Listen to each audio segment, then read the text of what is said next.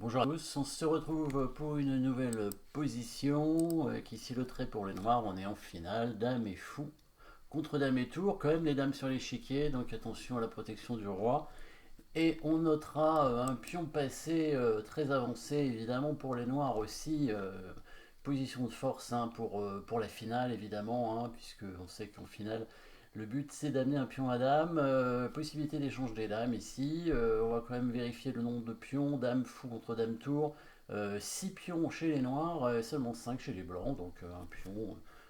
Le fou et un pion contre une tour. Donc, petit avantage matériel pour les blancs, mais pas non plus énorme. Après, évidemment, si les blancs arrivent à échanger les dames et arrêter surtout le pion passé, bien sûr, tout ira bien pour eux. Mais c'est aux noirs de jouer et évidemment, les noirs ont plus d'un tour dans leur sac.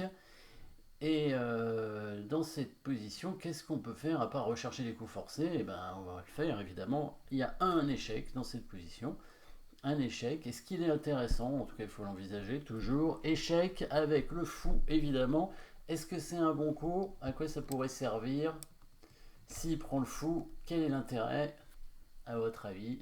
Et oui, bien sûr, hein, le roi s'éloigne de la protection du pion passé, ce qui fait qu'il sort du carré, tout simplement. Hein, un roi prend fou, et ben, il sort du carré du pion, donc maintenant ça veut dire que ben, le pion ne peut plus être arrêté par le roi, donc il va falloir trouver un moyen pour l'amener à dame, dévier la tour et échanger les dames, bien sûr, puisque en finale, bah, il faudrait mieux pas qu'il y ait les dames, parce que étant donné que le roi noir est quand même pas très en sécurité avec dame et tour. Hein. Ça aurait été au blanc de jouer.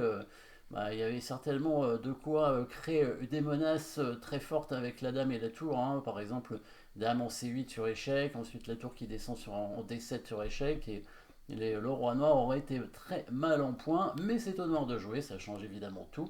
Donc fou H2 échec, roi prend H2, évidemment on échange les dames, dame prend dame, la tour reprend à la dame, hein, c'est un coup forcé, et là le pion avance d'une case vers le haut, bien évidemment, et on menace une promotion inévitable, hein, puisque le roi blanc est parti loin du carré, maintenant le petit carré du pion en E2, tout petit, hein, mais c'est quand même un carré.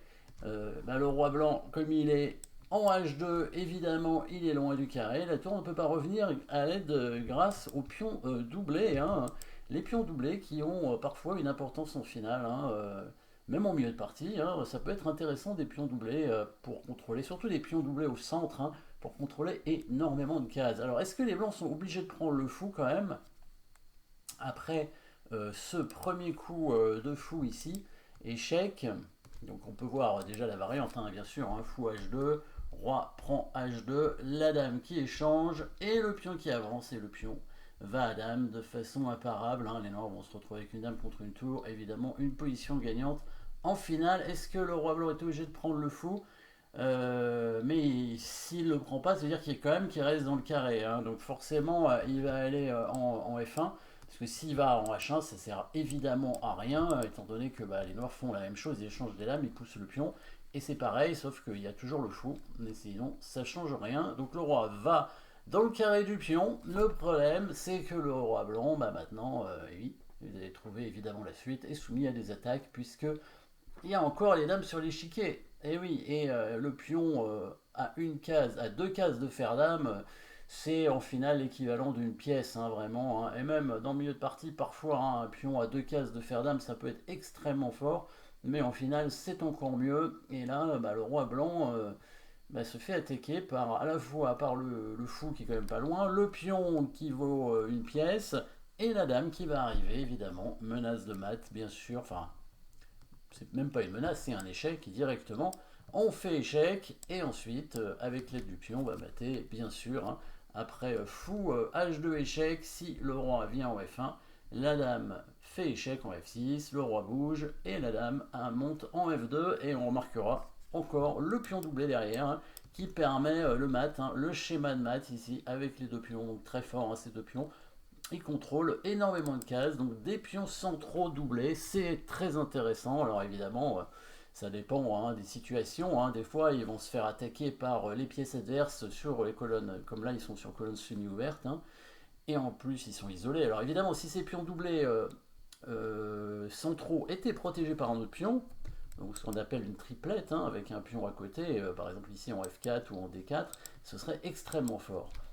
Des pions isolés, évidemment, ce sont des pions quand même fragiles, mais le fait qu'ils contrôlent pas mal de cases centrales, c'est quand même très intéressant dans le milieu de partie. En finale, ça peut l'être aussi, évidemment, hein, dans certaines situations, surtout si c'est des pions passés très avancés, comme ici.